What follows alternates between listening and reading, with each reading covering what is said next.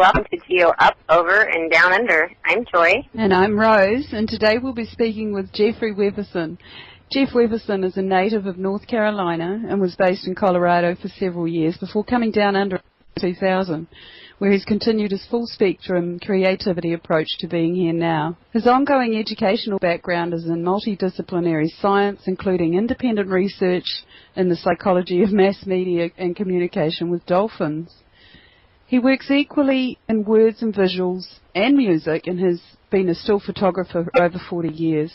He and his partner, Liesbet, have been travelling around Australia and New Zealand primarily by hitchhiking for over 4 years, given away thousands of painted rocks, and have made 4 films so far. Their latest, Beyond film, is about who the whales and dolphins are as fellow beings. Jeff spent a lot of time and energy as an information activist, networking with friends around the world in an attempt to inspire high-quality, reality-based awareness that leads to real changes in our mentality and lifestyles. He works full-time for Mother Nature, and his motto of the 21st century is, "Talk is for dictators, act now to create the world you love." Jeff, welcome. Welcome to the show, Jeff. Aroha Nui from Aotearoa. Nice to have you here, my friend. Thank you so much for making all this possible. So we're going to kick this off with, it has recently been suggested to our team that we do a children's talk show about nature, music, some art, that type of thing. But you and your partner, Liesbet, have devoted your lives to this type of awareness. Let's talk some music and art and travel at this point. And if you could, name your four films that you've done also. Okay. Well, thanks for that. Yeah, Liesbet's actually got a degree in video editing from college. I'd been shooting video footage for many years, but had never really done that much with it. And so together we make a really awesome creative team. The 4 films we've made so far, the first one is called Cryo Now. Cryo is it's a word that means extremely cool, you know, like cryogenics, but it also stands for creating reality of your own. So Cryo 2008 is the highlights of our adventures hitchhiking around Australia and New Zealand in 2008, and it's a film, we'd like to do a film like that of each year, but we're a little behind. Our second film is called The Chronicles of Blarney, Blarney being the nickname of our friend Arnie, who lives on an island off of Tasmania, where he lets us come and live at his remote property for a few months at a time next to the sea with no electricity. So this film is about the 6 weeks that we spent there in 2009. Our third film is called Tawaiwaia Dreaming. Tawaiwaia is ancient Waitaha or Maori, means the realm of the beautiful waters. And this is a short film consisting of footage of water flowing in different forms shot in the Northern Territory of Australia with original music that I did primarily on grand piano. And our fourth film is actually an extended digital slideshow of over 1,000 still photographs of Great Barrier Island, another place that we're lucky to be able to spend a lot of time. And this one does not have original music that I did like the other 3 films. I didn't have time to record any new stuff there, so we used music that we like, a lot of it by Native American flute players and kind of ambient music like that. So this is something, we really just give our films away, we don't sell them anyway, but I'd like to redo the soundtrack to the slideshow with our own music. We've got several more film projects lined up. One we're going to start on that we're actually getting footage together for now is Beyond film, about who the whales and dolphins are as fellow beings. Not a National Geographic kind of thing about these beautiful creatures, but an attempt to actually go into their minds and try to explore who they are.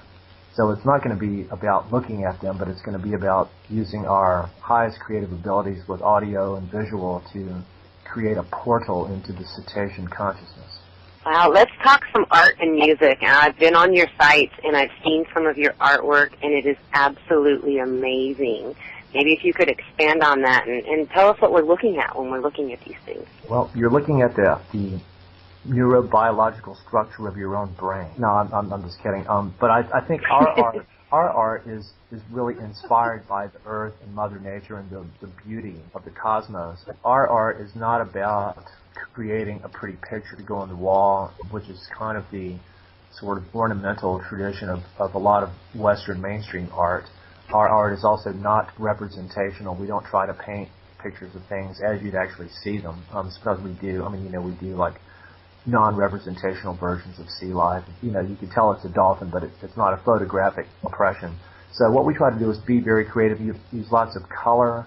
We try to put a whole rainbow in every painting if we can, or also between the two of us, we've probably painted over 40,000 individual rocks.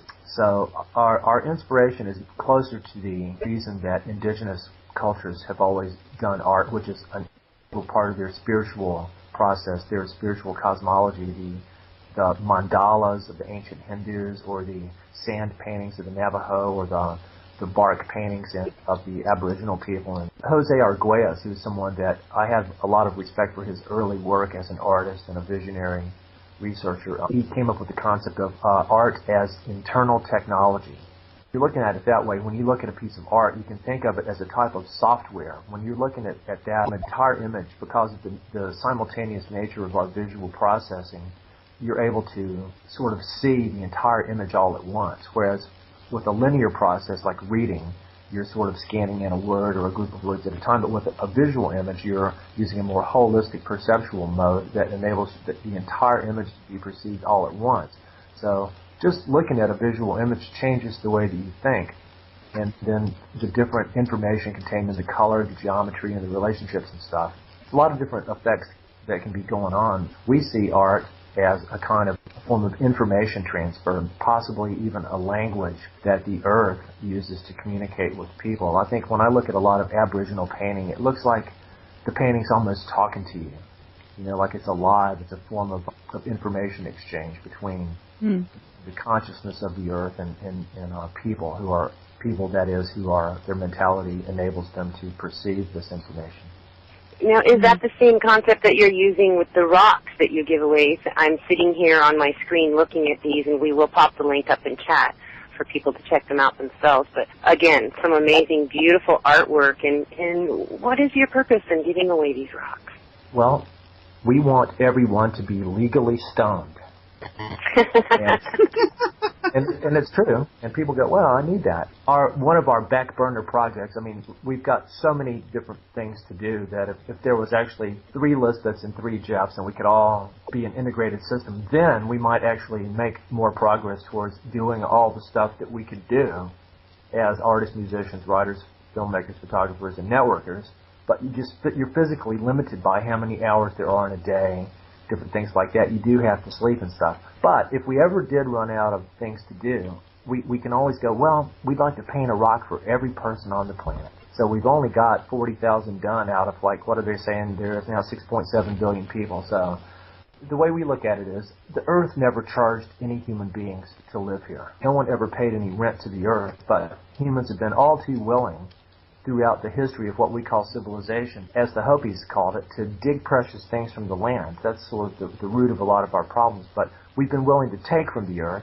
We have a problem with sort of giving things back to it, although we don't really take anything away from the earth, really. We just sort of move it and destroy it and disrupt it and stuff. But anyway, our whole process is about giving and sharing.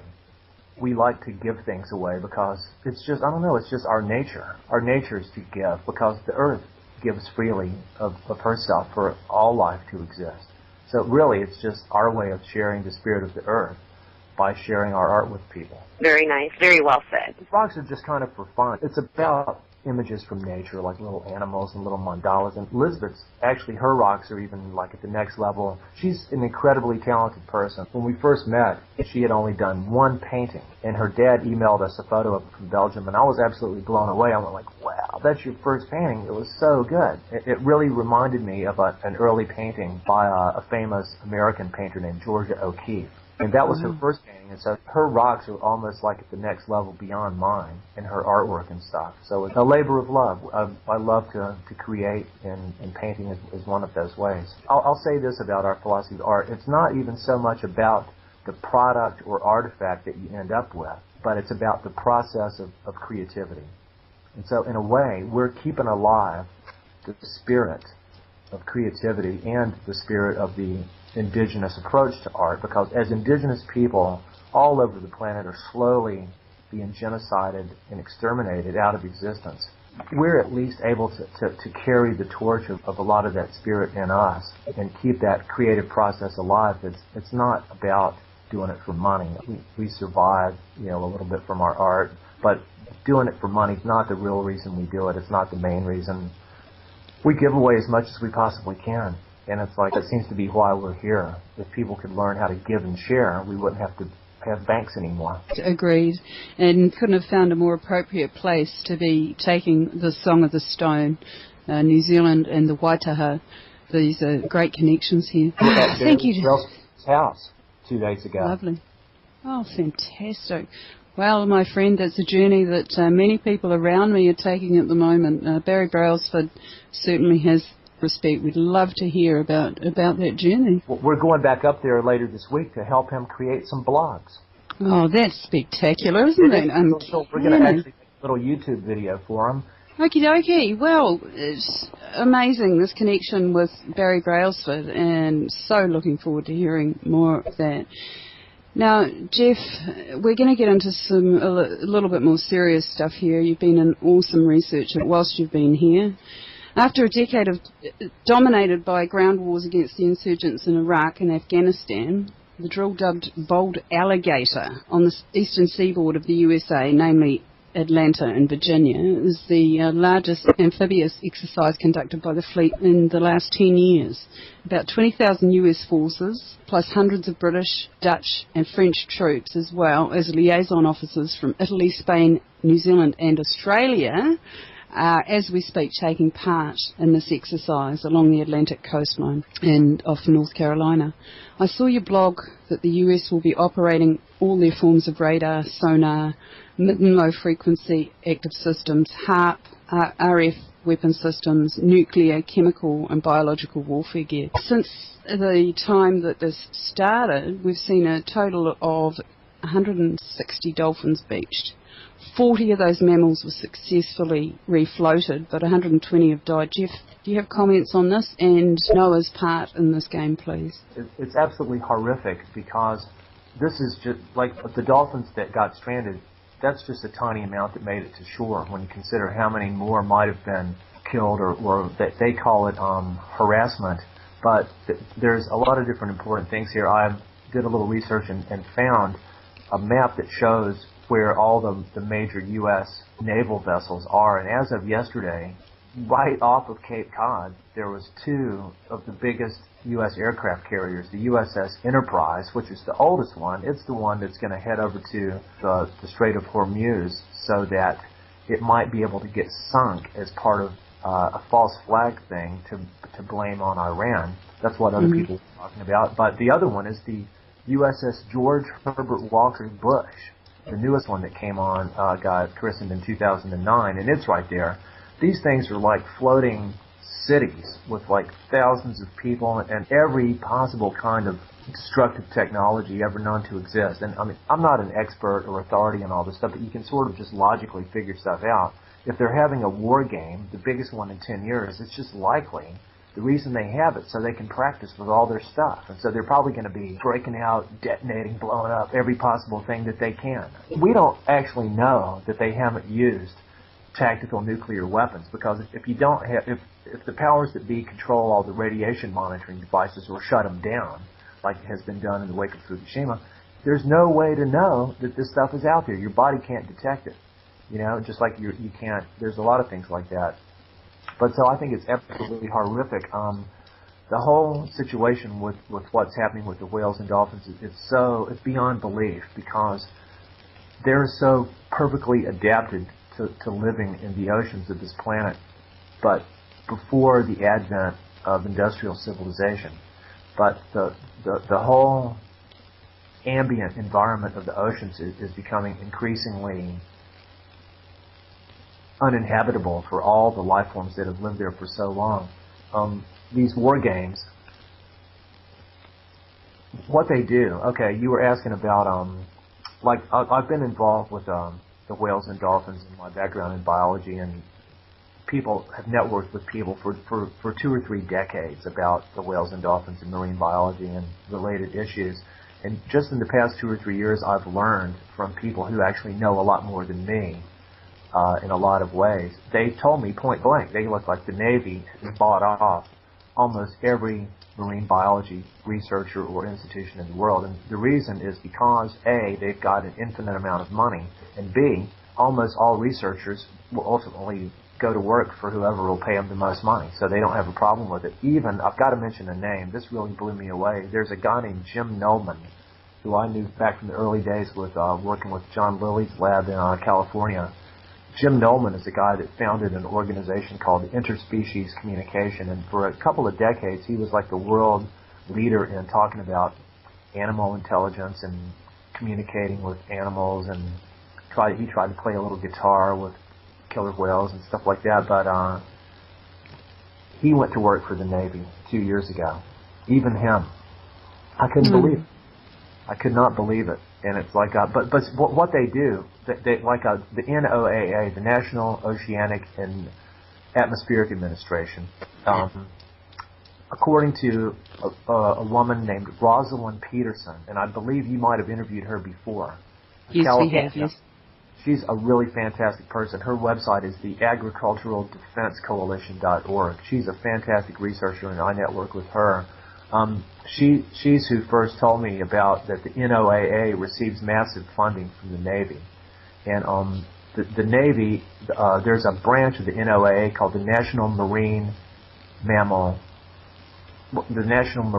and Fisheries Service, or something like that. Anyway, it's an organization that the Navy has to get permits from to do all their testing and stuff. Well, anyway, a couple of years ago, and then even recently, even a couple of weeks ago, there was this guy in Hawaii sent me an email from the Federal Registry from the Library of Congress, and it showed a document where the U.S. Navy just sent in a new permit to the NOAA requesting that they be allowed to, they use the word take, T-A-K-E, to take an unlimited number of marine mammals from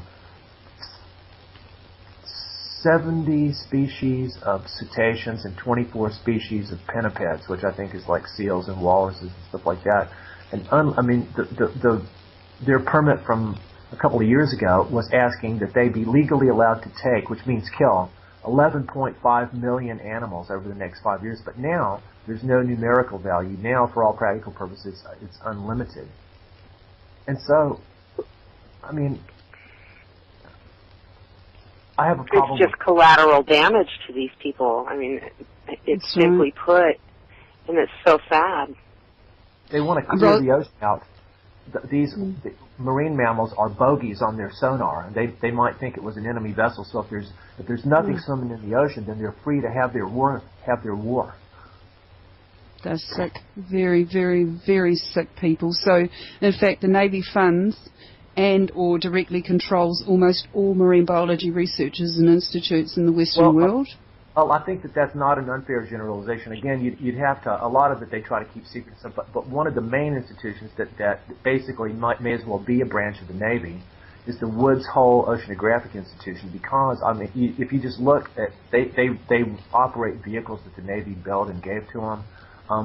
Another reason that this is important is because Woods Hole Oceanographic Institute sent out its guy named Ken Buesler to go and conduct a survey of the Pacific Ocean and to see what the levels of radioactive contamination were from Fukushima. But if you look at all the organizations that went on his cruise, every one of them is either from a military-related or a government-related, or every university receives massive funding from the Pentagon and the military and stuff like that. So, in other words, what these people do, they go out there, they take these readings, and I predicted this is what he was going to say, and it was what they said. They go like, yeah, there's some radiation there, but it's at safe levels.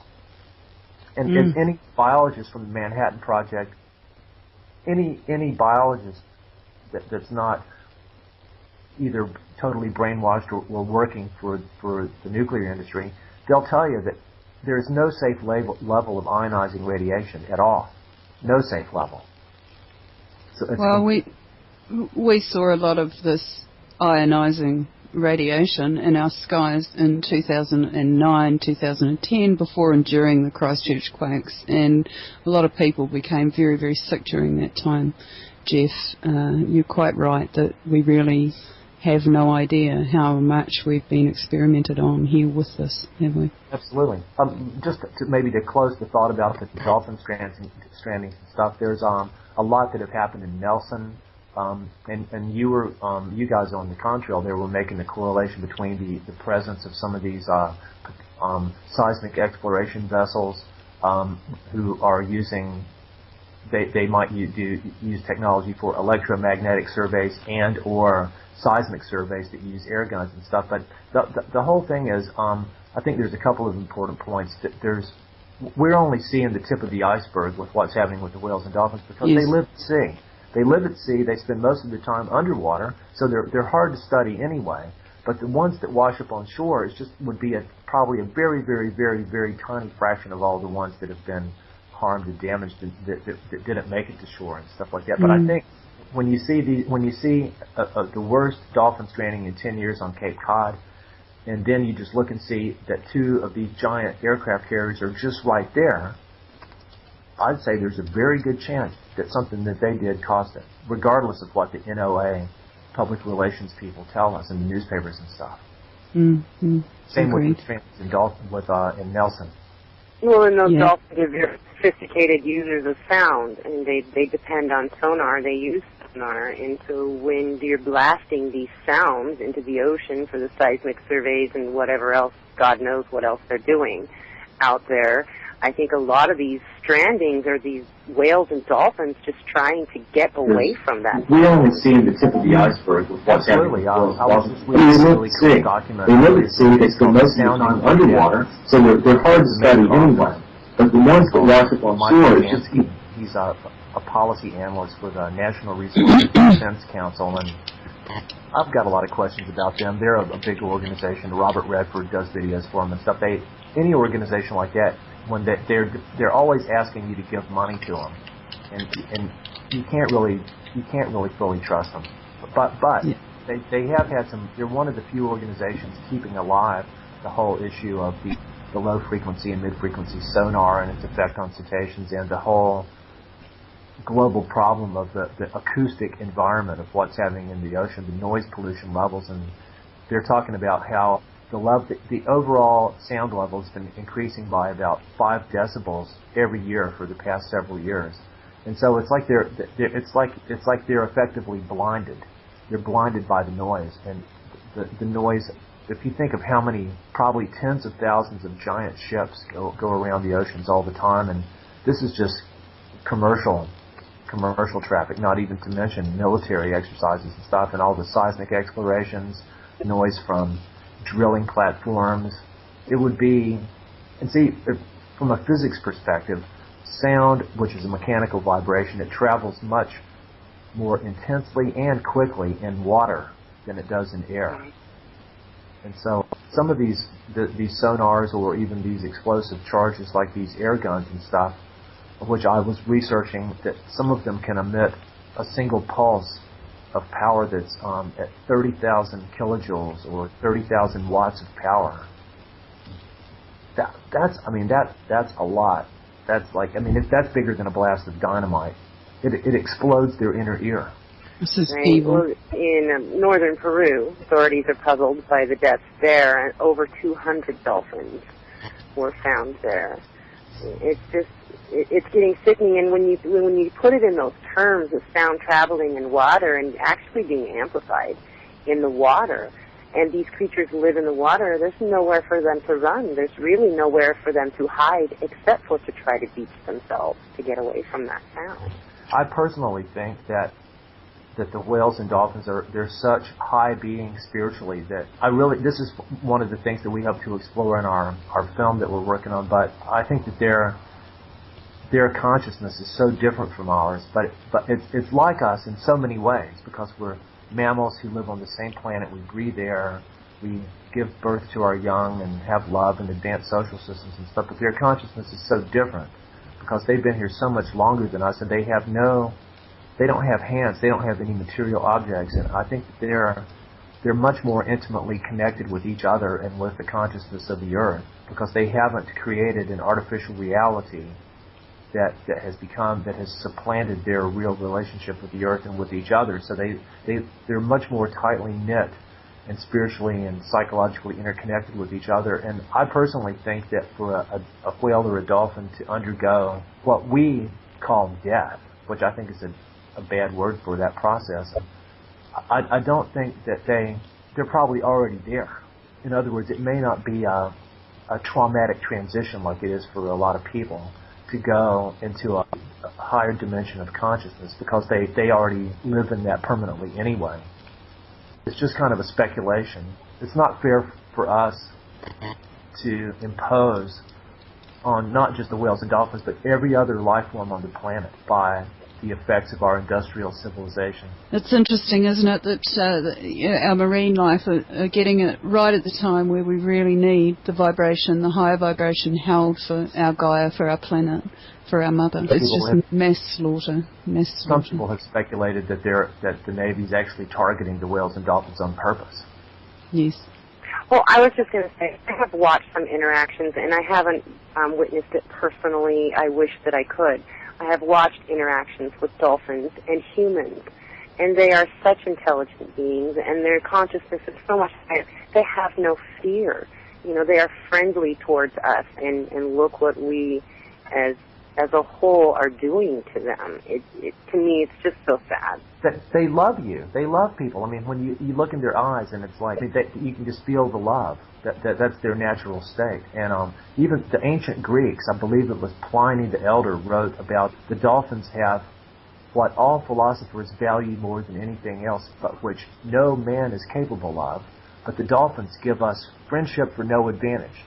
Yes. They're friends to people, even though they stand to benefit in no way from being friendly to people, or even are at risk and endangered by people, but yet they never, I won't say that there's never been any cases of dolphins being aggressive toward people, because there's some. I know of a case where the dolphin was in captivity, and after it had been there for a couple of years, one of the researchers was in there with it, and it beaked him in the chest. Like it hit him in the chest with his beak so hard that it really hurt him. It didn't hurt him really seriously, but it was like a message that dolphin was not happy to be there. That's why I'd already disassociated myself from this organization, because I didn't think it was right for me to keep the dolphins captive. But they could easily they could just bite your head right off if they wanted to, but they don't do stuff like that. They're not aggressive. In fact, they put up with, that's the sort of a sign of a very high being, is to have that level of patience with a lower life form like us.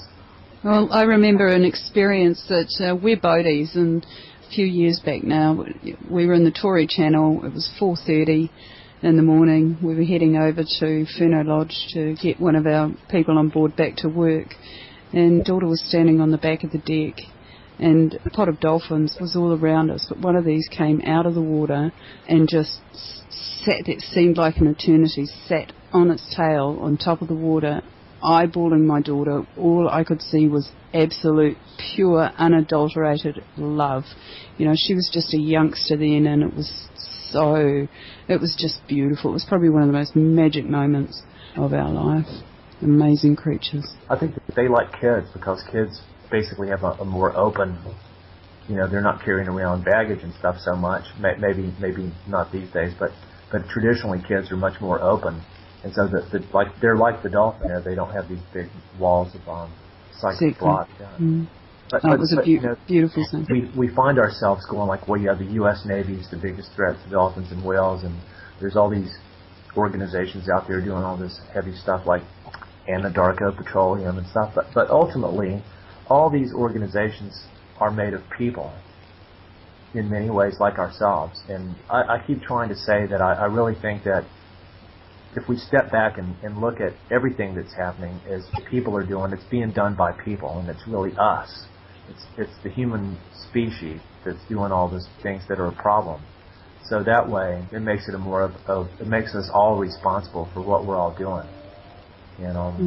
One wonders how human we can really call these monsters that are in charge of our war machines, though, Jeff. At the end of the day, what is going on is not human. I mean, we're here, we're loving beings. The people that I meet in the street are full of love, perhaps they're full of fluoride too, but certainly the folk that are warring around us are different beings altogether.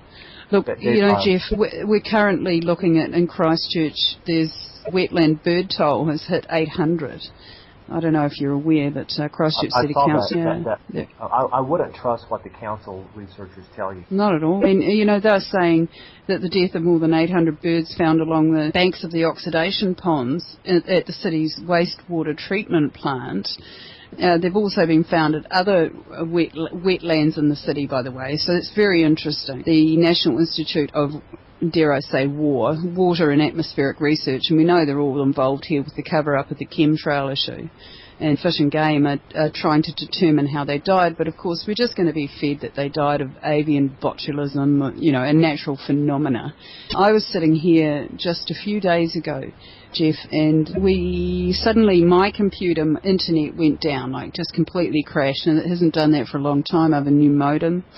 My daughter, at the same time, my daughter's computer went to black screen, crashed down, and a bird smashed into my front window, completely stunning itself. Now, all of these things happened within seconds of each other. My heart rate went right through the roof.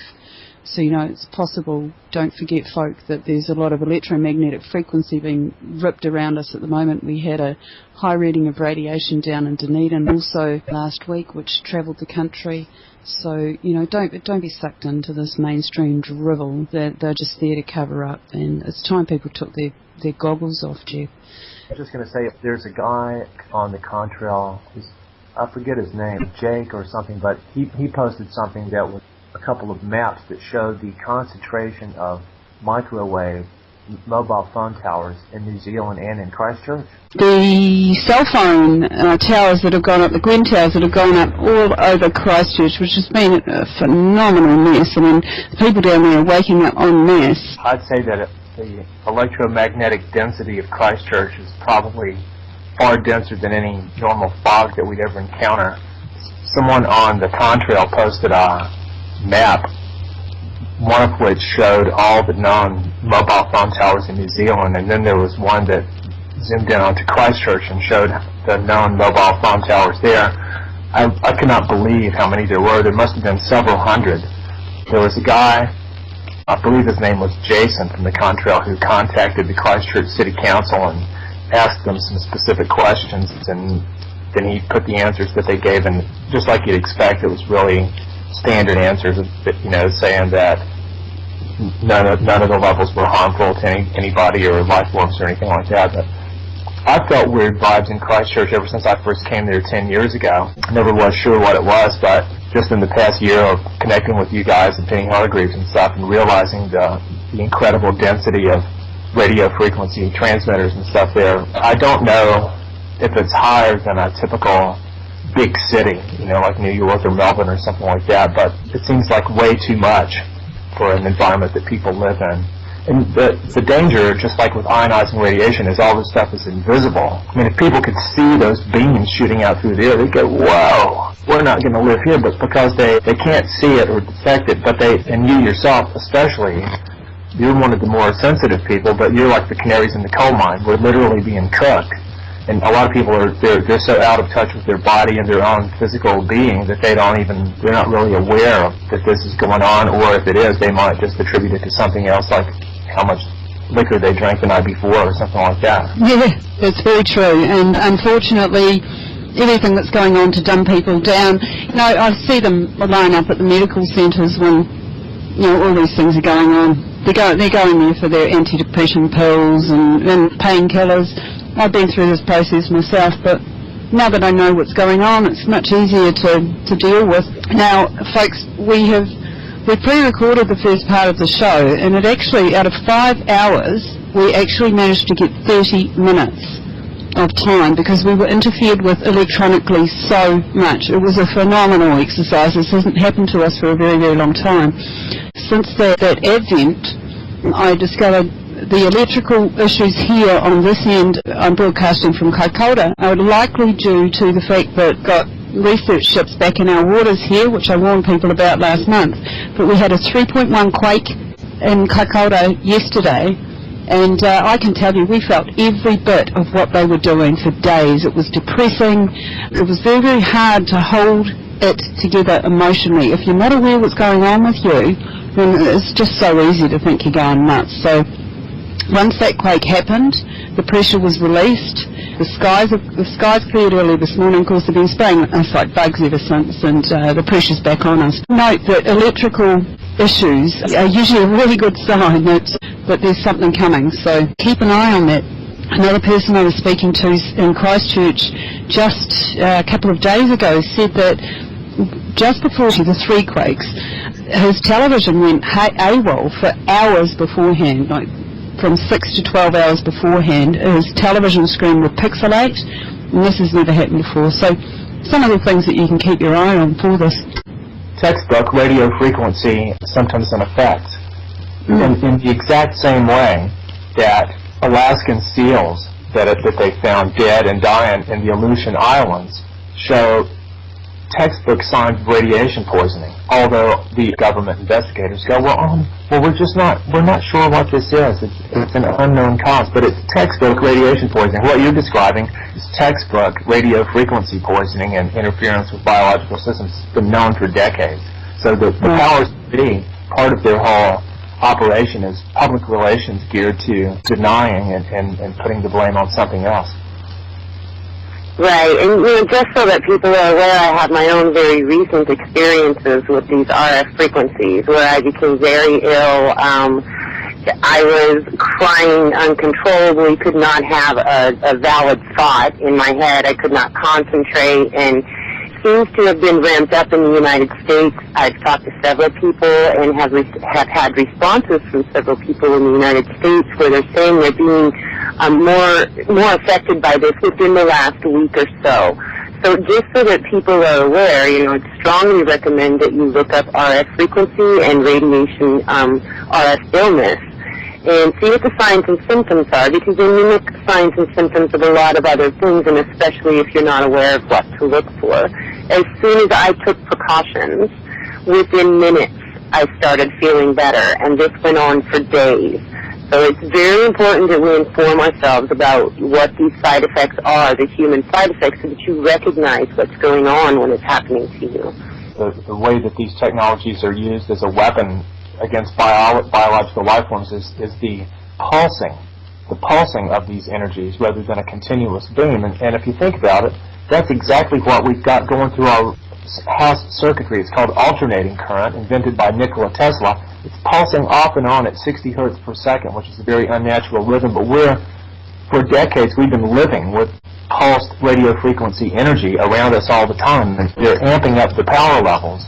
I think the more time you can spend away from anything electrical, the better. I agree, and folks, we've also had this confirmed by Dr. Gwen Scott. Saw a comment on the Contrail this morning that said that she has now connected the radio frequency to what's going on with her. Now, Dr. Gwen Scott has more gallons, and she is an expert in the subject. She's worked with theCONtraildotcom on this.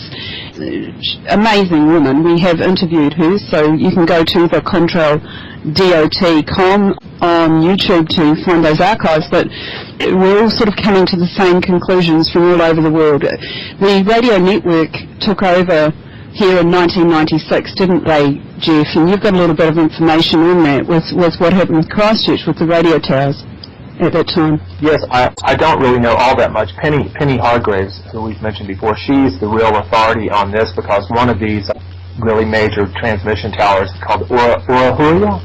Is that how it's pronounced? Oahuria, yep. That tower was located right on the back corner of her property, and she finally figured it out after literally being fried. Her horses and other farm animals were coming down with all your standard symptoms of radio frequency poisoning. Some of them, I think, died. She was getting physically ill herself, and she finally started figuring it all out, traced out, started doing a lot of research and networking with people and scientists around the world, and mapped out that she was right in the crossfire between, she was physically closer to the Oahuria.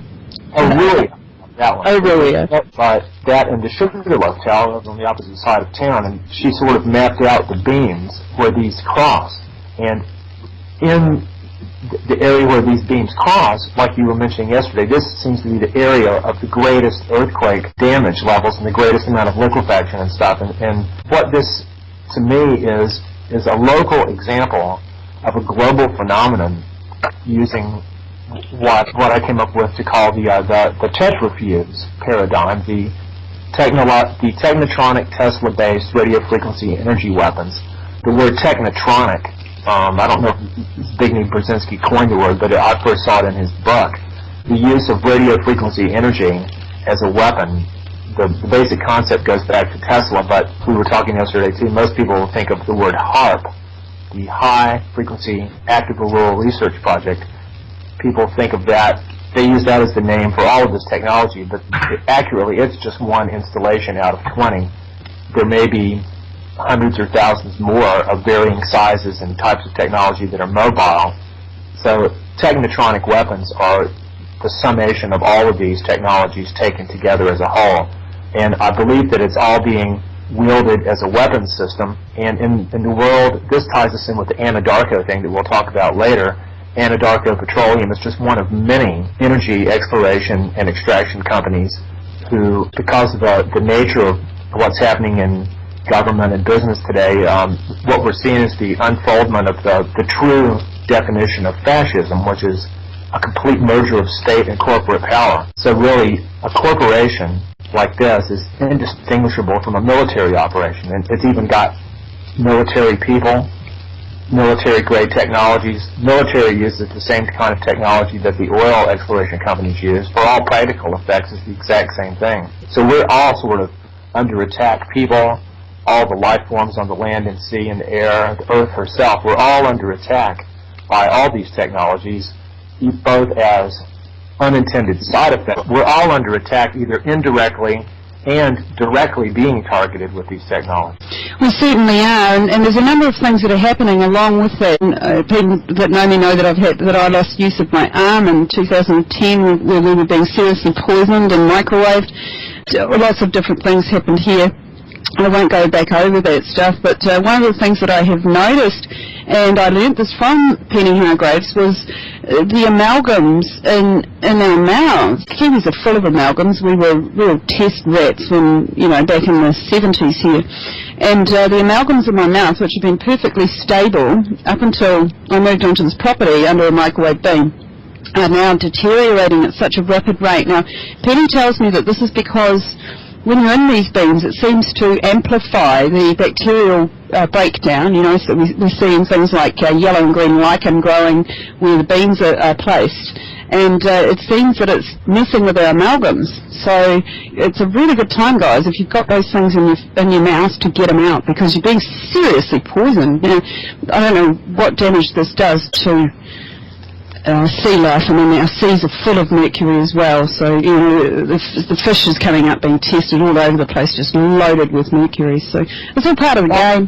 New research just came out last week, or a few weeks ago, saying that actually they've now determined that mercury is a vital, essential nutrient, and that the reason that we're having outbreaks of mercury deficiency, which is manifested in the sense of, like, if you have joy, or if you feel happy and healthy and energetic and creative and can actually enjoy your life, you've got mercury deficiency. And the propaganda is never ending, isn't it? That you need that. They need to put some mercury and strontium-90 and fluoride all in one big pill that you can just swallow. But we must thank Anthony Gucciardi of the Natural Society for a brilliant mercurial satire that he did. Certainly, and actually I put that link in chat because it is such a good read. It was really, really fun. Now that link there, folks, is on one of Jeff's blogs, and we've been linking those to you in the chat rooms today. Jeff's a fantastic researcher and artist, so if you can pop in there, and you won't be disappointed if you connect with his blogs. I'll tell you, that Mercury article that you're speaking of is one of my favorites. As being somebody that uses sarcasm as a second language, I really related very well to that article. I strongly recommend people read it. He used all the essential key terms that, like the CDC is the Center for Disease Creation. But you have to be careful. There are people that would actually go and, wow, so mercury is a nutrient after all. I'm going to eat my thermometer. Mercury is saving people, just so that you know. That's where the expression "mad as a hatter" comes from, because people that used to make hats a long time ago somehow used a lot of mercury. But it's there in the emissions from coal-fired power plants. It's in canned food, especially tuna. It's in another way that a lot of mercury enters the environment is from the cremation of people's bodies that have amalgam fillings, and it just burns up and it goes into this mercury smoke up into the atmosphere. That's pretty creepy. But you want to get that stuff out of your body, because these electrical fields probably affected in many ways. Anything metal in your body would be affected by radio frequency or microwave energy. Absolutely, and I've experienced this myself. I mean, I know when they're zapping us, we have to leave the house when this goes on, because my teeth just hurt like hell. And there is metal in different parts of my body, and I feel that going off too. So we really can survive this if we can understand these little signs that our bodies are giving us all the time. Visiting Penny Hargraves was just such an enlightening experience for me to understand what my body was doing. And as I said last week, there's no way that I will, well, I am actually, I'm going back to Christchurch next week, but my experience down there was absolutely horrific after being under all these Gwen towers and visiting these radio towers, and I can't even tell you how ill I was. I just came home and was so grateful to be sitting under my Tetra tower here, because it wasn't nearly as bad as everything going on in Christchurch suddenly. So, well, what about all the people that don't notice it?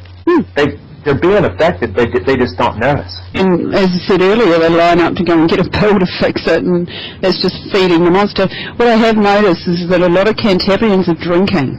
You know, there's a lot of alcohol being consumed right now. And of course, that's just part of the game, isn't it? Right. You know, well, people start feeling badly and they don't know why, so they start self-medicating, I think is what the issue is. And, you know, like you were saying, Rose, the same is true over here. Our clinics are lining up with people going into the doctor because they know something's wrong, but they have no frame of reference to relate this to. So I just think it's so important that people educate themselves on this issue. That they're bound to bring out the soma. You remember from Aldous Huxley's Brave New World. Soma was the free drug that the government gave you that made everything okay, and you couldn't OD on it. If you took too much, you just fell into a deep, refreshing slumber. Yeah, dangerous prospect in these times, I believe. Well, something, folks, if you do have your mercuries out, and I mean, I think I'm just going to have my teeth pulled out. I'm just done with this stuff. I can't afford to have it replaced. But, so, you know, I couldn't give a rat's and go around being a bit gummy, but... you know, this is not about ego anymore. This is about surviving. But there are things that you can do to help your detox there, and high doses of vitamin C are one of the things that can help you do that. And there's a New Zealand product that is available that your body doesn't throw out, because we all know that vitamin C, if you dose up on it, it'll just chuck out what it doesn't need. Well, there are products available that you can use to help that process. So, you know, it's preferable to go and get it all done at once rather than one at a time, because otherwise your body's under constant detox stress. I understand it has to do with the relative pH of your body too. If you're fairly neutral, then I think a lot of people's bodies are a little on the acidic side, and I think that makes the amalgam react even more. But I also read that there's a type of cherry, like the fruit. It's called the acerola cherry. It's A-C-E-R-O-L-A. I'm not sure if it grows in New Zealand, but it has a substance called malic acid that's supposed to be really brilliant for getting harmful metals out of your body. I'm looking forward to meeting with you and Liesbet in person, and we've got a lot of information here to share. Absolutely, and we'll have to go up and see Barry Brailsford at Castle Hill. Come back to Barry actually very soon, because that is something that is just so important. It just blew my mind that you are connected there, and this is such an important part of New Zealand's journey right now with the Waitaha. Anadarko's board members are all harpists, star harpists. Can you just... Surprise. Now, Anadarko, folks, for those of you that don't know, they have a seabed flotilla. Basically, it's a privatised war machine that is currently running around New Zealand, mapping everything, seismic mapping. Cleverly, guys, it's seismic mapping. They were here illegally before the Christchurch quakes happened, and we're starting to connect dots there with wherever these ships are, there are frequently quakes. Now, after the killer quake that happened in February, the people were pulling bodies out of the rubble, and the government signed up the very next day to allow these bastards to come in and rape us with their minerals. They'd already been doing it, of course, but nobody was aware. And that's why we saw this huge advent of chemtrails, because it's all part of the oil industry's technology. They have to fill us up with barium so they can X-ray us, folks.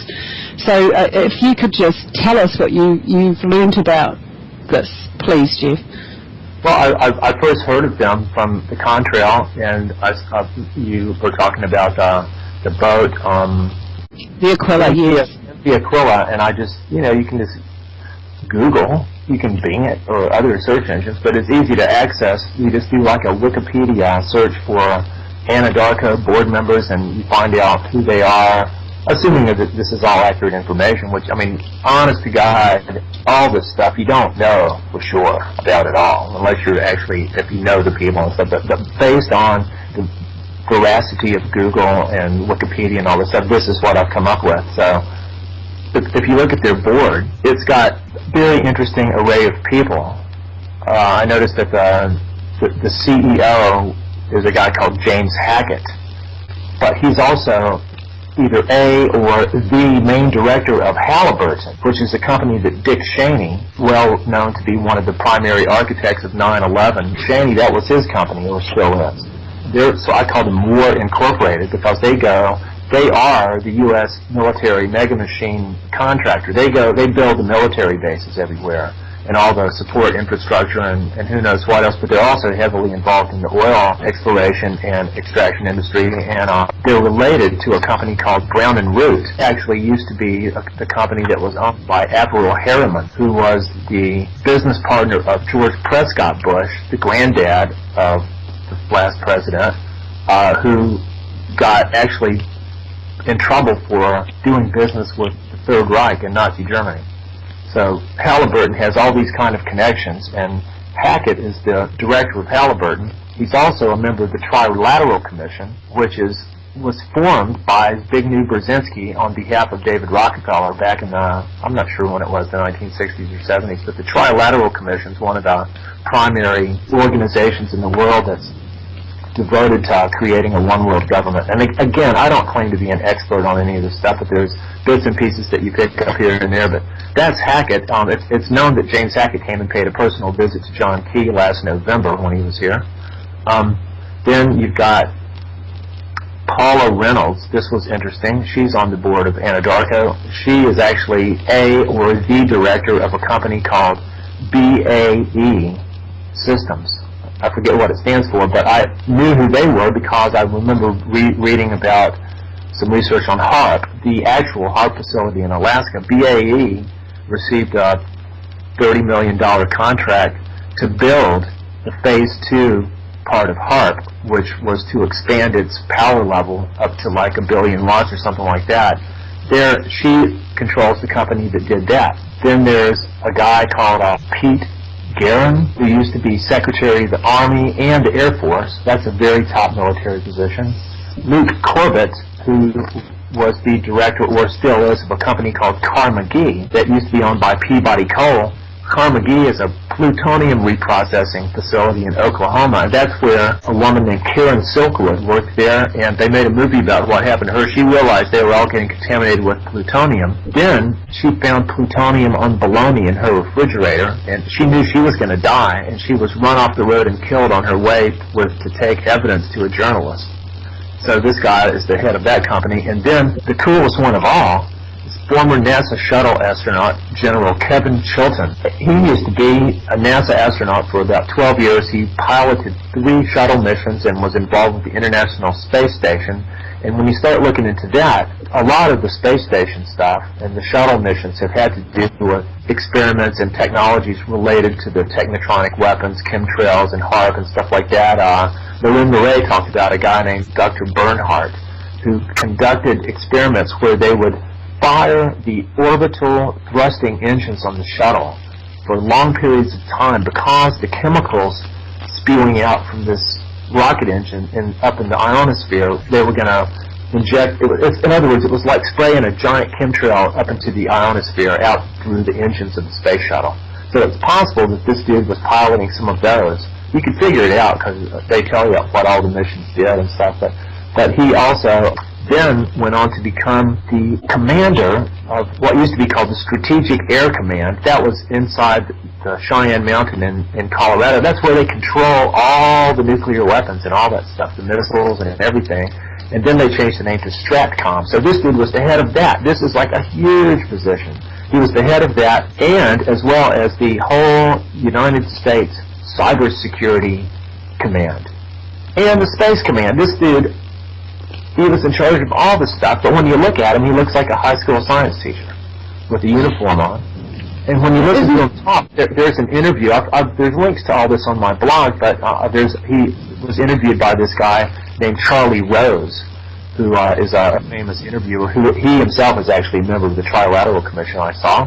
But if you listen to Kevin Chilton speak, he's very soft-spoken, gentle guy. He's always downplaying the power of America. He's going like, well, yeah, we're just kind of trying to do the best we can in a hostile world, and we're sort of we're not under attack with cyber warfare, but we're being probed by China, and he makes it sound like America's just this kind of lowly good guy that's sort of under attack by all these evil forces, and they're just kind of like trying to hold up as best they can against all this stuff. It's just PR. It's exactly the opposite of the actual truth. But anyway, these 5 people, there's maybe several more members of the board, but they sound more kind of like they're like investment bankers and bureaucratic accountants and different people like that. But these 5 people alone would all be highly aware of the whole technotronic weapons thing. And when I realized that, and realized that they had actually owned this flotilla of boats, it's operated by a company called Seabird, which is out of Florida, but who knows who they own. And then there's another company called Polarcus that had some exploration vessels here, but they were formed by people that used to work for Seabird. I found that out too. So it's really all one big happy family. But so all these people and organizations would have to be extremely aware of what they're doing with using these electromagnetic survey technologies, the seismic towed air gun array exploration technologies. They would have to know what they're doing, and not only that, they're all working in conjunction with each other. They know where all these other boats are, and if these companies are directly tied in with the whole military apparatus, which they more than likely are, then it's a giant global mega machine with presence everywhere. Everywhere there's one of these boats, everywhere there's U.S. aircraft carriers or seismic exploration boats, it's possible that it's all being wielded as one integrated war-fighting network. Especially with what's happening with the massive buildup over towards Iran and all this stuff, it could all be linked together and amped up as the most ultimate war-fighting global apparatus that's ever seen, and it's really scary to think about. These buggers are in our waters right now, and we had news, a month ago that they would be here, but they blocked a lot of these ships off the ship finder, and we can't find Aquila right now. So Quake here yesterday, I know they're around, and I know what's been happening to us. My daughter is particularly sick at the moment. She hasn't been sick since she was a toddler, so this is she's a lot better. Yeah, she's had a lovely dose of all things that are good for you. Peroxide in the ears, she's had her iodine, she's had vitamin C boost, she's had colloidal silver, so there's just so many things. A bit of garlic never goes amiss. I know it's a neurotoxin, but heck, it's even killed my toothache today. So if I'm sounding a bit stupid, it's because I've just eaten a pile of garlic. Okay, so basically we have a floating war machine, and it's been privatised, and it's all around us. So all this stuff, guys with Nibiru's coming to bite us and whatever. Okay, look, you can be taken down those rabbit holes, and you know, those things may in fact be happening. Not right now, but that's where you're being dragged to with all the propaganda. You know, you might wait for another 20 years for that one to come, but right now, please realise that the Ring of Fire is absolutely under attack by the US military, and they're financed, of course. There's a lot of other people involved with that, but what is going on around the Ring of Fire is less than natural. There may be natural events taking place within it, but these people love the chaos. So with that in mind, we're going to go to a music break here. Now, Jeff's got some fantastic music that he's played with over time. So this is one of his pieces, and we'll be right back after this short break.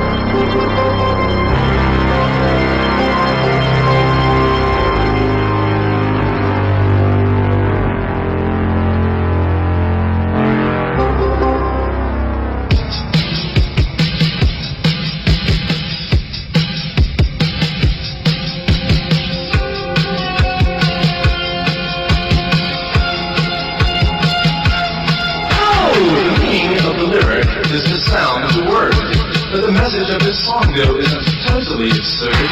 Recording all those albums now, videos too. It's really quite enough, I think. Don't you? Infotoxin! Flooding all our senses. Living out the present now. Past the future tenses. Infotoxin! Golden crime. Total mediocrity. Oh, now maximum confusion. The spread of every vice. Death of Mother Nature now, you better think twice. Before you buy that new car or that color TV, think of what you're doing, how you spend your energy. It's infotoxin. Flooding all our senses. living out of present now.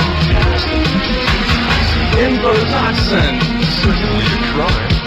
Total mediocrity. Now it's rather hard to justify the great expense it takes to speak to you this way, my friends, recorded songs to make. I see it only as a way to communicate, to share some thoughts, a little critical jest on problems everywhere. It's infotoxin, flooding all our senses, living out of present now, past and future tenses.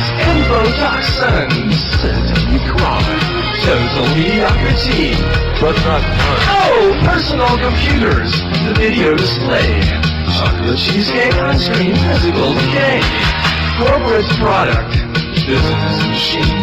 Will we ever really know what we really mean? It's infotoxin, flooding all our senses, moving out the present now, past and future tenses. Infotoxin, certainly a crime, total mediocrity, but not far. Consuming Earth's resources, increasing profit sales, selling things that no one needs but no one can rebel against the exploitation games which keep us all apart. Everyone I know, it seems, is a player from the start. An infotoxin, flooding all our senses, living out of present now, past and future tenses. Infotoxin, most certainly crime, total mediocrity, but not crime. Oh, if you think politicians know our problems all resolved, you'd assume to leave better if it's not around the sun revolve. The answers lie in us, my friends, you and they and you. The lives we have, the life we share, is made by us. By us? Yes, us. It's true. So watch out for infotoxin, flooding all our senses, living out of present now, past and future tenses. Infotoxin, certainly a crime, total mediocrity, but not mine. Einstein's brain. Einstein's brain.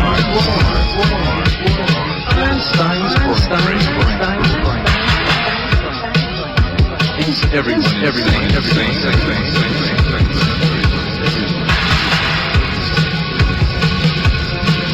Insane.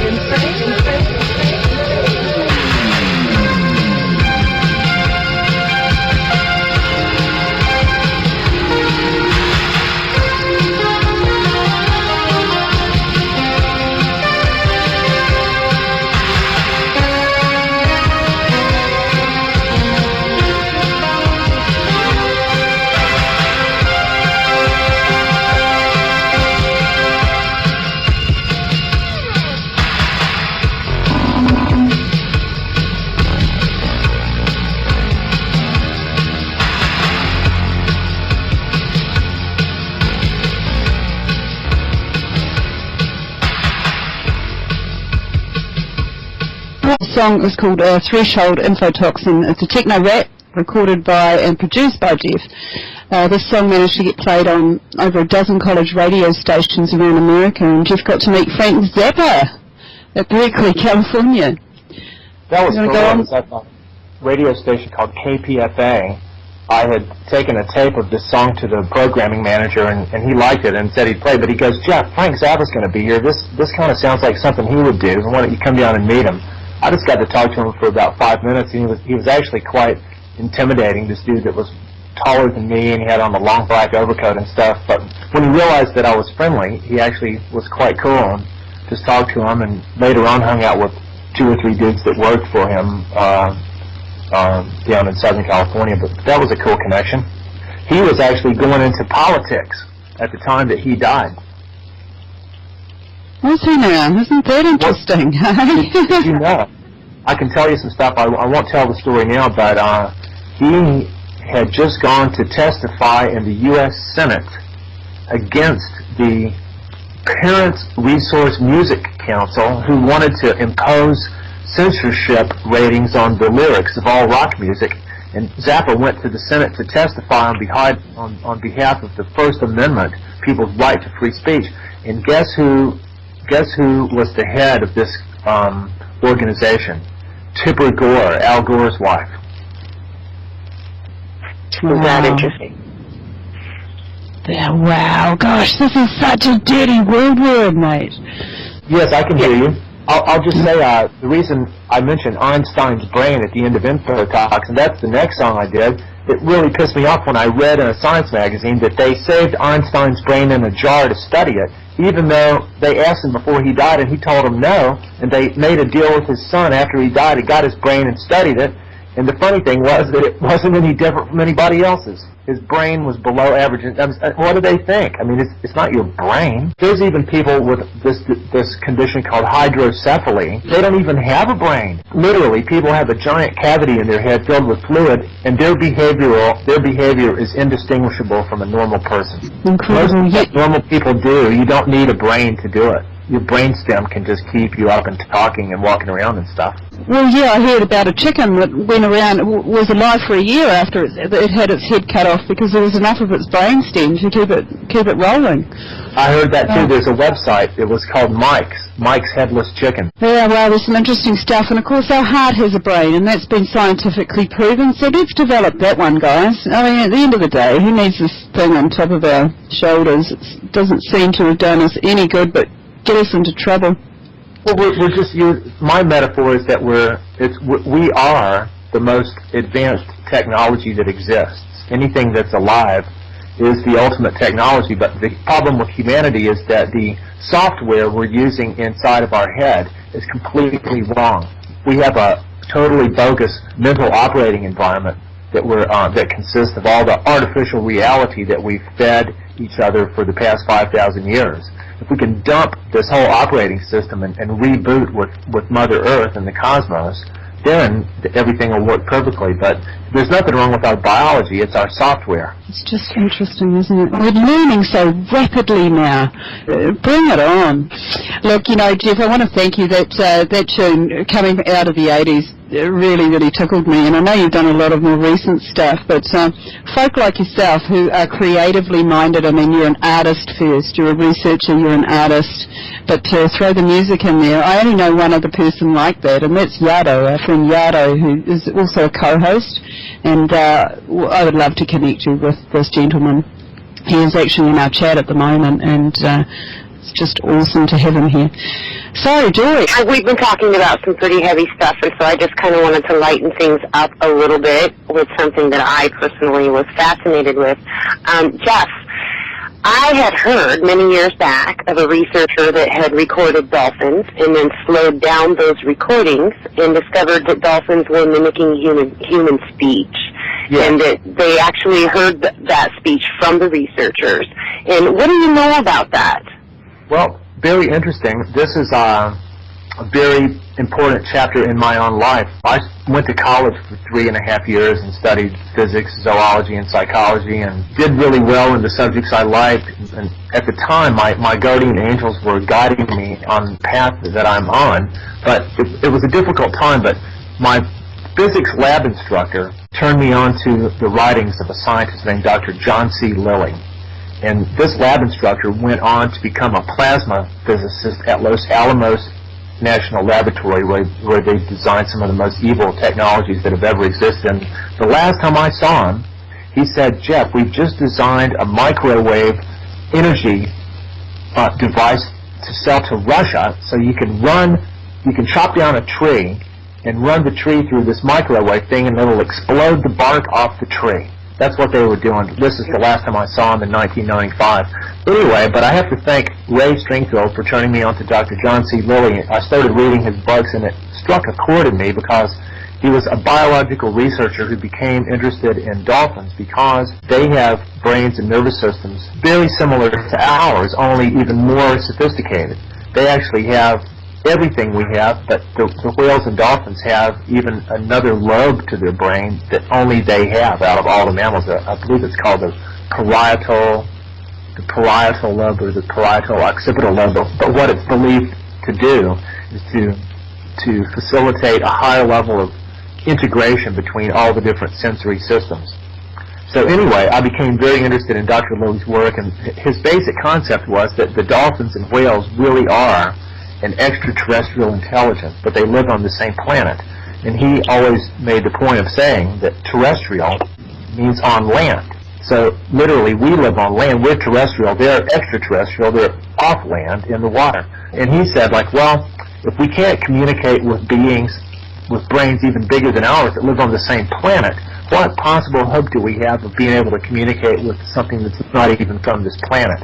So he was the only biologist at the first conference organized by Drs. Frank Drake and Carl Sagan that gave birth to what later became known as SETI, the Search for Extraterrestrial Intelligence. So Dr. Lilly was doing work with dolphins, and this work struck such a chord in me that I actually went to California and met him and his wife and did a couple of workshops with them at this place called the Esalen Institute. And then I moved there in 1980 to be a volunteer for his new group called the Human-Dolphin Foundation. And it was Dr. Lilly back in the late 50s or early 60s with his original lab in the Virgin Islands, where, now this is before he saw the light. This is when he could still justify killing a dolphin to study its brain, but I think he only did that a couple of times. And he put electrodes in their brain, all this stuff. But it was him. The dolphin's name was Elvar. And he actually listened to tapes and somehow was inspired to slow him down because he heard these squeaking sounds. And when he slowed it down, just like you said, he realized that it was the dolphin imitating Lily's voice saying the name Elvar. Fascinating. There's incredible beings. I've actually met and swum with dolphins 2 or 3 times. Liesbet and I had a very powerful encounter off the Great Barrier Island a couple of years ago. She had seen dolphins coming, along the shore, and they kept coming closer. And one day we were out there swimming in water about 1 meter deep, and these 3 dolphins just appeared out of nowhere, came right around us, close enough that we could touch them, except that we didn't. They circled us, then they left, and then they came back and did that 2 or 3 times. And we were just dumbfounded because we actually felt like we had been kind of beamed with this energy that made us feel really sort of invigorated. But another thing that we came away with was that the presence of these dolphins and their spirit and consciousness had warned us. It was like an urgent warning of something bad that was going to happen, or maybe a whole. It's hard to actually verbalize it, but it was a sense that that they knew something that was going to happen really bad. And I don't know if they were talking about Fukushima or just sort of like the whole scenario that's going to unfold, that's already unfolding, but it's a very, very, very powerful encounter. It's just so, to read about all these dolphins stranding and dying and all these whales and stuff, you can't grasp it. Right, and I think, like we were discussing before, I think that has an awful lot to do with the fact that their consciousness is so much more advanced than ours is. And, I wouldn't be more surprised to find out that their intelligence is a lot, greater than human intelligence as well. It's just that we haven't been intelligent enough to figure out what they're thinking. Again, this is one of the direction we're going to go with our new Beyond film project that we're going to make. Is going to be an attempt to sort of go into the minds of the cetaceans, not intrusively, but exploratorially, to try to use our highest creativity to sort of understand what it might be like to be a dolphin or a whale. But it's really hard. They live in the water. They're a lot freer from gravity than we are. But the biggest difference is they don't have hands. They don't manipulate the external world in the same way that we do. And so that alone is going to give them a very different quality of mentality and consciousness. Because and again, it's misleading because there's a lot of even among the few marine biology researchers that don't work for the Navy, a lot of them are still just out there. They're trying to use it as a way to get attention for themselves. But there was an article I saw 2 or 3 weeks ago about some scientists that claim to have discovered the key to understanding the dolphin language. And I've just got to use the word bullshit because they don't have language. They have extremely sophisticated communication, but only humans have language because language comes from the word ling. It means your tongue. The dolphins don't use their tongue to make sound or communicate. They broadcast the sound from inside their skull. They don't even talk through their blowhole like Elvar was creating sound through an orifice that they don't even normally use except for breathing. But it was the closest thing he could use to make a sound that the humans could hear in air. See, all their sound takes place underwater. Right. It's amazing research by that man. I was reading just very little about the link that I posted up in chat, so anybody's interested in that, it's excellent, excellent research, and please look into it.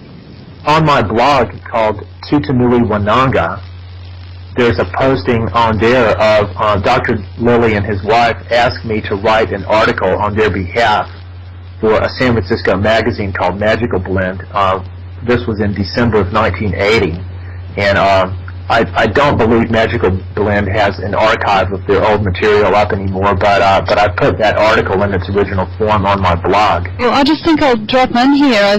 Another experience that we had when we were living out in the Marlborough Sounds, and this one was just incredible to me. Dolphin, the tour boats, which I don't like. I don't like the tour boats. I don't like it when they dump people in the water to force them into pods, but anyway, at that time we weren't really that enlightened. Our journey, you know, we were living in isolation, so we got our own boat, but so, you know, we could get into town when we needed to, etc. Well, my daughter was turning 7, and she decided that she wanted to go and swim with dolphins, or go and see the dolphins. And the dolphin crew that were up there at the time, it was the middle of winter and they were shut for the season. She was a midwinter birthday.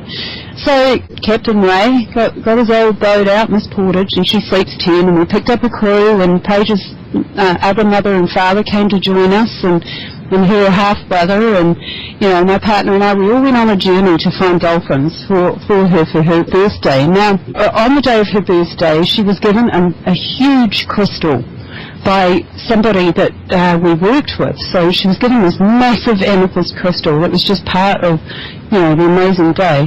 We went out and we spent 3 days. We spent 3 days looking for dolphins, and there were none. So we came home all disappointed because that was what she wanted. That was, you know, she didn't ever ask much, but she wanted her whole family together and she wanted to see the dolphins. Anyway, we got home and all of us had climbed off the boat, off Miss Portage. We got onto our jetty, and then, bugger me, a dolphin just came through, and not only did it swim past us, it came right in under our jetty, and a whole pod just came past. I've never seen this. I've never seen dolphins under our jetty, guys.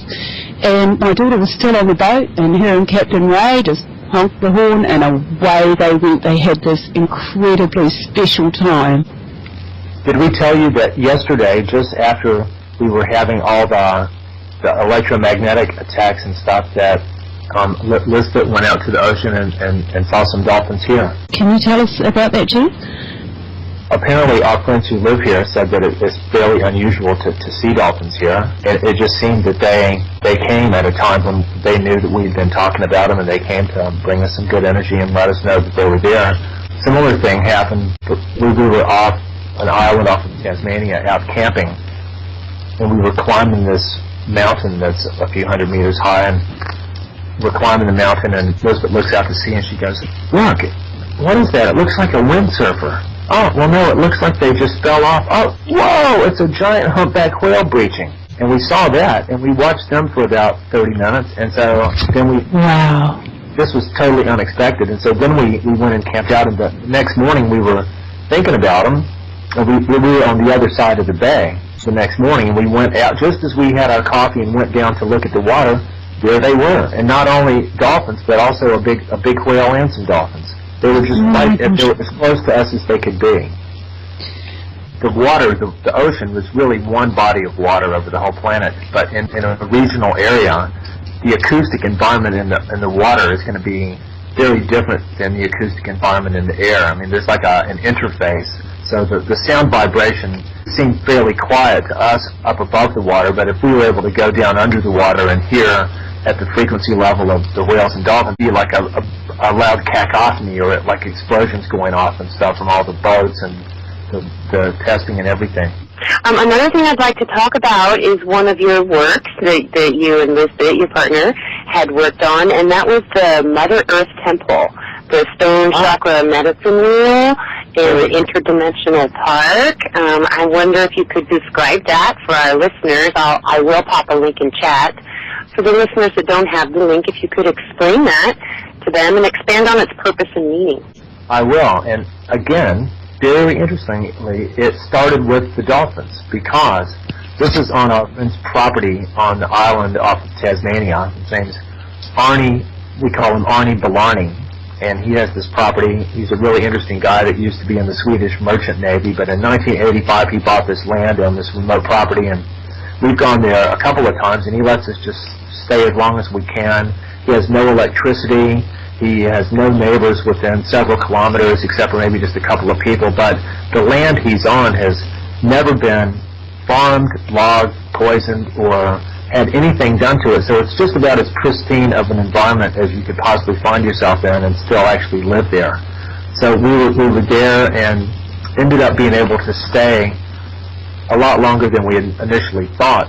And for some reason, we took it on ourselves to, I won't use the word pretend, but we were going to conduct an experiment and see if we could make an effort to grow enough food to survive in case the bottom did drop out of civilization and we were on a place like that. Would we be able to actually really grow enough food to live and survive? And we're vegetarians, and we don't want to hunt kangaroos or eat possums or something like that. So we had 10 gardens, and we were able to eat our own broccoli and stuff. And so I think it can be done. It's a lot of work, and in an environment like that where you've got kangaroos and possums and all these animals coming along, and also chickens, which we eat for some eggs and stuff, but we have to protect it from that. So along with making these gardens, it started with making a stone medicine wheel, because we had made our very first stone medicine wheel, which is sort of a Native American tradition of a circle of stones for ceremonial purposes, and we made our very first medicine wheel there at Arnie's 2 or 3 years before. So, and then we made about another half a dozen on different friends' property in a couple of different countries.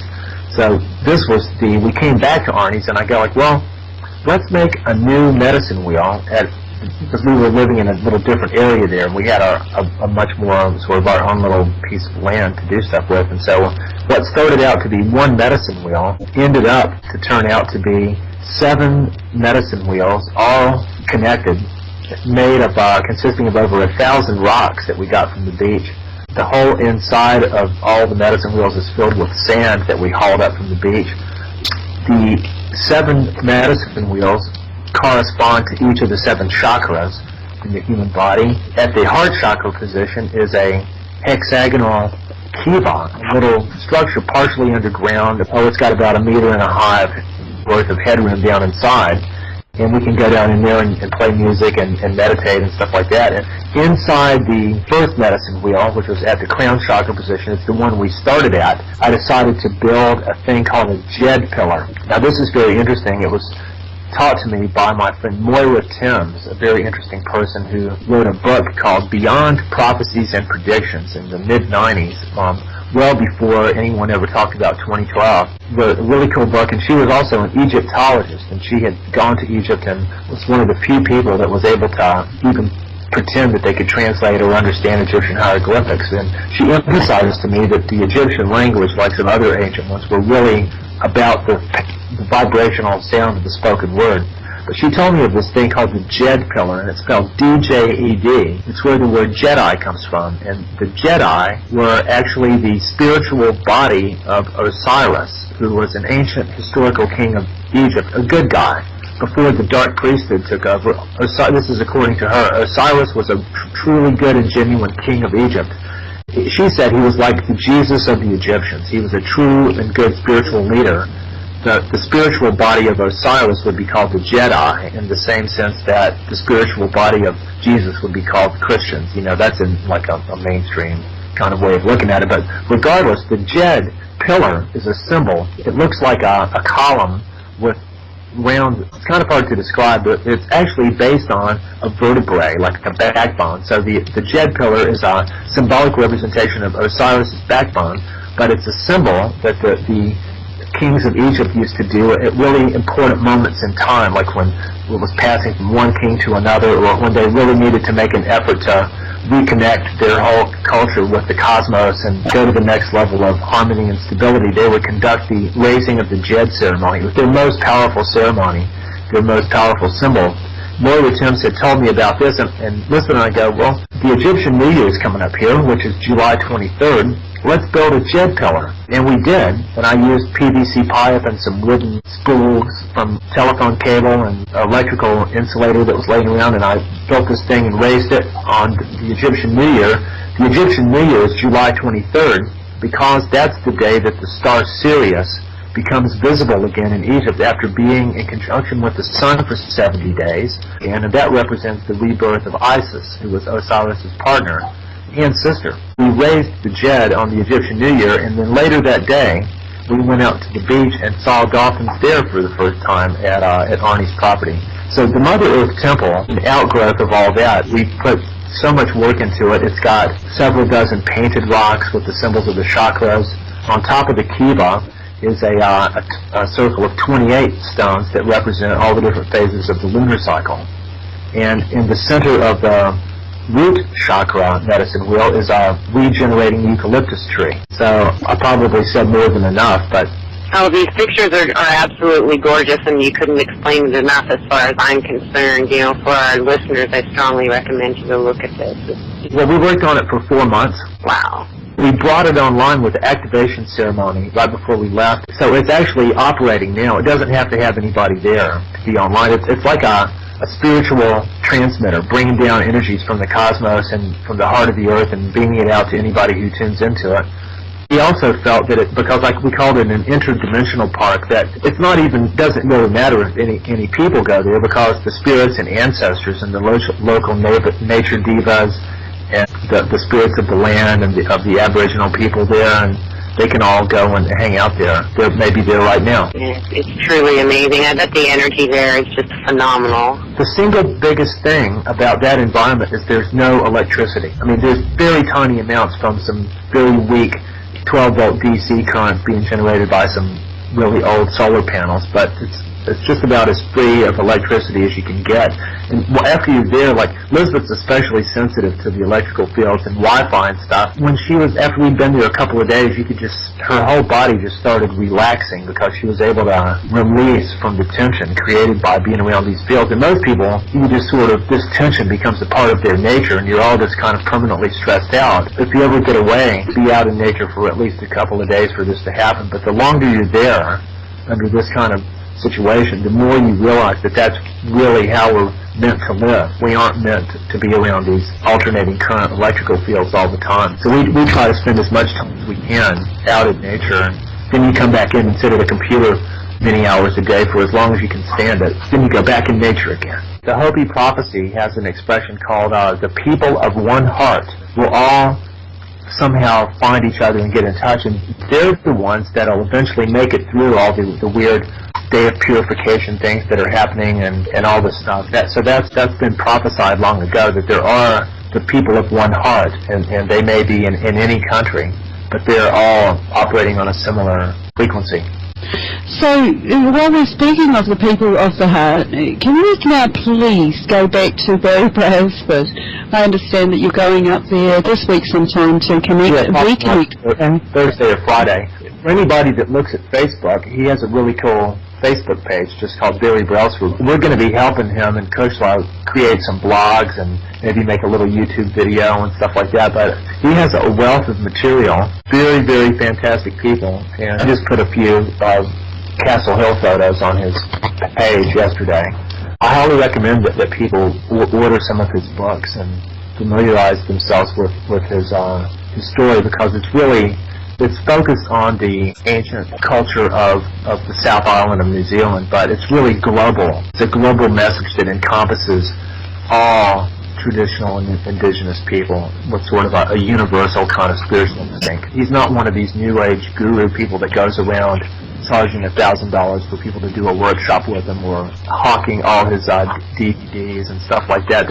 He's not on that kind of wavelength at all. So I would not use the word New Age in conjunction with Barry Brailsford by any means. from there, there's a sacred area there, isn't there? It's Castle Hill. Do you want to tell us about your experiences up there, Jeff, and what this means to the Waitaha? Again, Barry's the real authority on this, but as I understand it, Castle Hill, which is an outcropping of limestone boulders about halfway between Christchurch and Arthur's Pass. Barry, just visually, it's an amazing place because it looks like a city of rocks, or it looks like a city of people made of rock. You can go up and you could spend literally days or weeks just exploring all the little nooks and crannies and little caves and little regions, and it's a very friendly, peaceful area. And I'm not going to say this because I don't want to get it wrong, but Barry could tell you. I don't know exactly the kind of things that always happened there, but I do know that it was a very powerful, sacred area. So I've been there, I don't know, 1 or 2 dozen times over the years I've been in New Zealand, and every time it's different, but it's a very beautiful place, a very tranquil place, and you can really feel the energy of the rocks.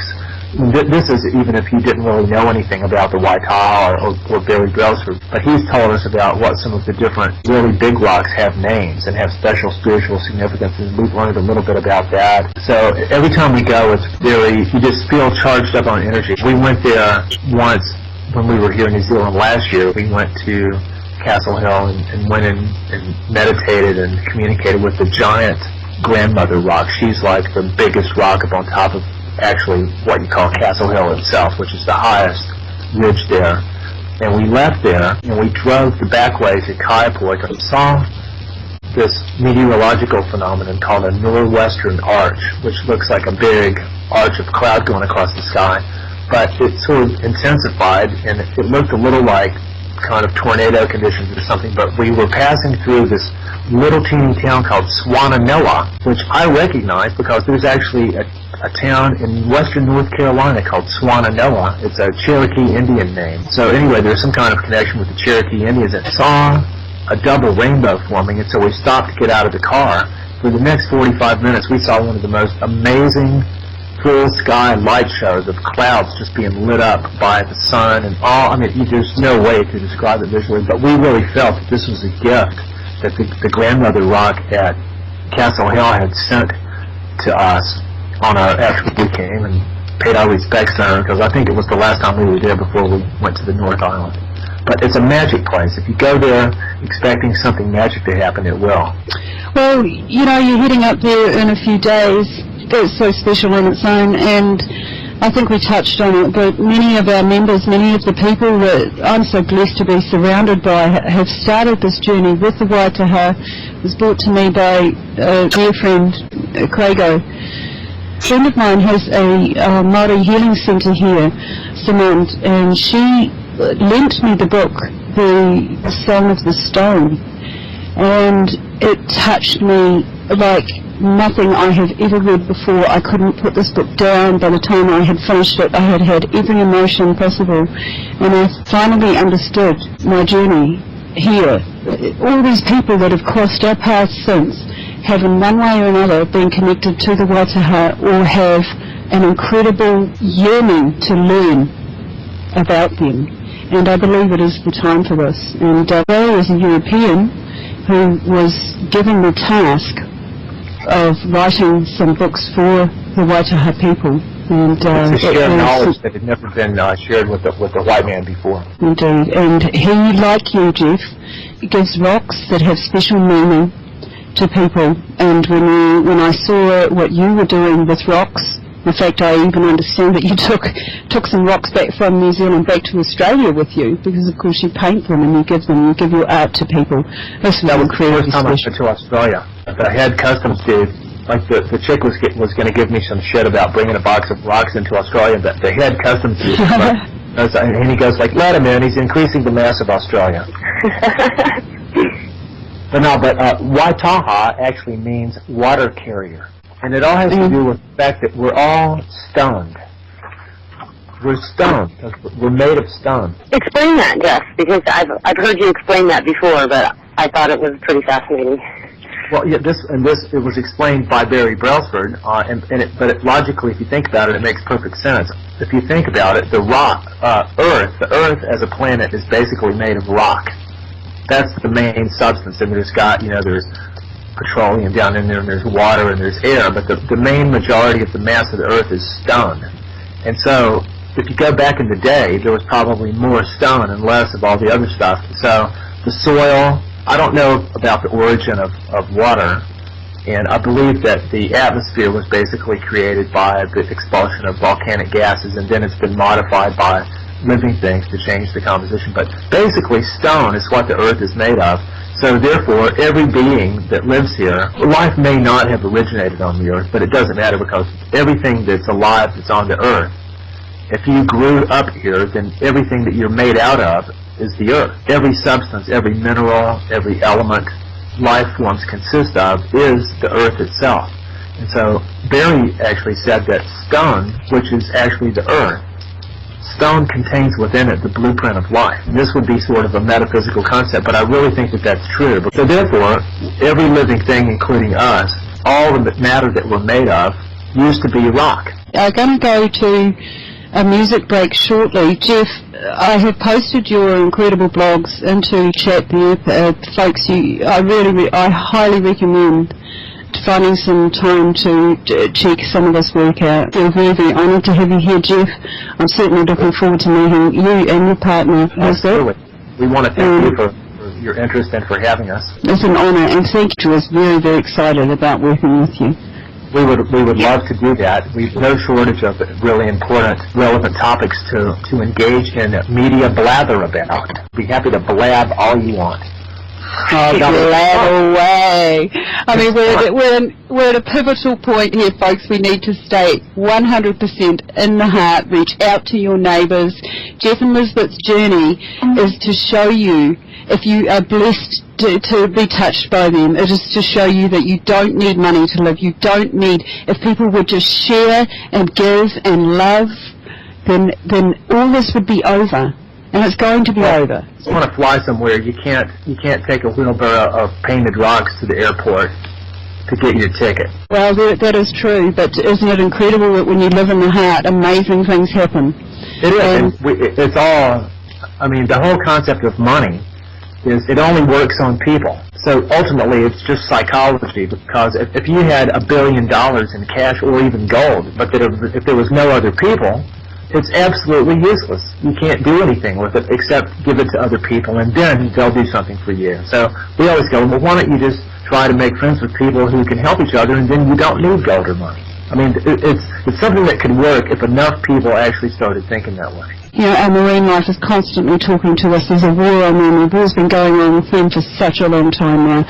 It's time to step up, folks. It's time to just say enough, computers. Get out there and actually act. Do something. Go plant a garden. Do all these things.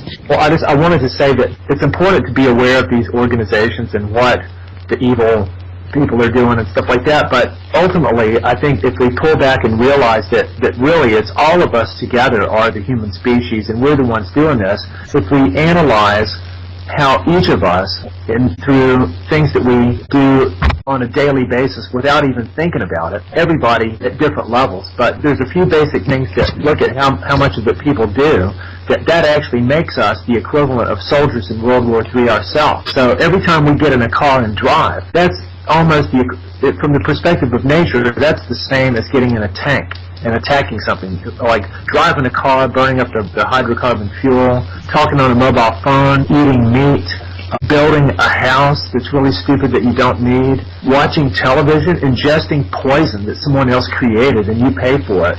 All these are things that are damaging to the earth and to our own health. These are the things that you have a choice. You can say that you don't want to do these things, and then you can stop or at least cut back on it. But think of if 1 million people quit driving for one day, how much it would lessen the burden on the earth.